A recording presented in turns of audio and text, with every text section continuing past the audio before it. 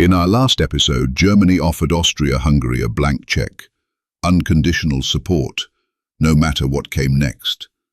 The message from Berlin was clear: act quickly, strike hard, and keep the war local. The mood in Vienna shifted. Suddenly the old empire found its voice. Berchtold grew bold. Conrad drew up war plans. Even Istvan Tisza, once the most cautious man in government, fell in line. But for all its newfound confidence, Austria-Hungary still moved with glacial slowness. Weeks passed. The moment slipped. It wasn't until July 23rd, 25 days after the assassination, that Austria made its move. Not with an invasion or a declaration, but with paper and pen. A letter. 10 demands, 48 hours, no extensions. It was an ultimatum crafted to be rejected, and Serbia, against all odds, tried not to. This is road to destruction, the world wars. Austria-Hungary had the support of Germany, the backing of its generals, and the rage of a grieving empire. But beneath the surface, it was still divided. Old, exhausted. The ministers squabbled. Franz Joseph remained aloof, and while they spoke of war, they took few precautions to prepare for it. Even Conrad, who had spent years urging war with Serbia, warned of delay. The army wasn't ready. The harvest was about to begin. Troops were scattered. Railways were full. Mobilization would take weeks. Worse, Austria hadn't even reinforced its frontier with Russia, despite knowing that any move against Serbia could provoke Russian retaliation. What Vienna needed was time, but what Berlin demanded was speed. And so the empire tried to have it both ways. The foreign ministry drafted the ultimatum in secret, shielding it from even their Italian allies. It was deliberately delayed, not out of caution, but calculation.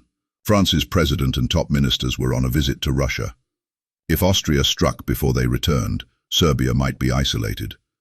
When the ultimatum was finally delivered at 6 p.m. on July 23rd, the timing was no accident.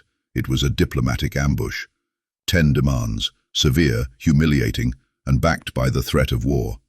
The ultimatum demanded that Serbia suppress all anti-Austrian publications, dissolve nationalist groups like Narodna Odbrana, purge its military of hostile officers, arrest specific conspirators, and cooperate fully in punishing those linked to the assassination. But the most explosive demand, number 6, required Austrian police and officials to operate inside Serbia. It was a direct assault on sovereignty. Not even a defeated state would accept such terms, and Serbia feared what they might uncover. It was the poison pill. No state could accept it and remain sovereign. But that was the point. Austria didn't want the ultimatum accepted. It wanted justice and revenge, and to go to war while appearing to have sought peace. The reaction in Europe was swift. The grief had faded. Sympathy for Austria was slipping. Winston Churchill called the ultimatum the most insolent document of its kind ever devised. Even Germany was surprised by its harshness. In Belgrade, Serbia's leaders were stunned. President Nikola Pasic was away campaigning when it arrived. When he returned, he had barely 36 hours left to respond. There was no time to consult Russia, no time to deliberate. In a remarkable reply, Serbia accepted nearly every Austrian demand. It shut down nationalist groups. It pledged to arrest conspirators. It even offered to investigate its own officials. But on the question of foreign investigators operating inside Serbia, they proposed that the issue be referred to The Hague or submitted to international arbitration. It was not defiance. It was a plea for dignity, not rejection, but not full acceptance. The reply was one of the most conciliatory in modern diplomatic history. To most of Europe, Serbia had met Austria more than halfway. In London and Paris, the response was hailed as a clear attempt to avoid war. Even Kaiser Wilhelm thought it was enough. But Austria had already made its decision. Berchtold declared the reply insufficient. Vienna severed diplomatic ties. Diplomats and ambassadors were recalled. Mobilization began. The machinery of war, long rusted, long ignored, began to creak to life. What began as an act of theatre had become policy. Austria had convinced itself it could contain the fire it was about to start. It believed it could punish Serbia, silence its enemies, and restore order to its crumbling empire.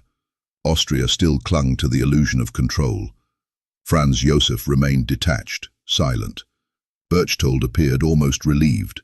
The ministers, having spent a month convincing themselves that Russia wouldn't act, now hoped their delay had paid off. But in reality, Austria was striking a match next to a powder keg.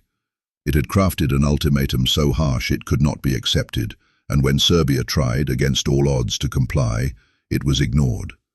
In doing so, Austria not only rejected diplomacy, it rejected its final chance to avoid catastrophe. The tired and brittle Franz Josef and the empire he ruled believed this was a final stand to assert authority. In truth, it was signing its own death warrant, and it had done so with a pen. There would be no turning back. In our next episode, Russia mobilizes, Austria's worst fear realized. As Austria prepared to strike Serbia, the world watched and waited. But in the east, a bruised and humiliated Russia began to stir. Its generals warned of encirclement, its ministers feared Slavic revolt, and deep inside the Tsar's court, a decision was made that would upend everything. Austria had bet on Serbian weakness, Russian hesitation, and German strength. But the bear was waking, and Vienna was still asleep. This is Road to Destruction, the World Wars.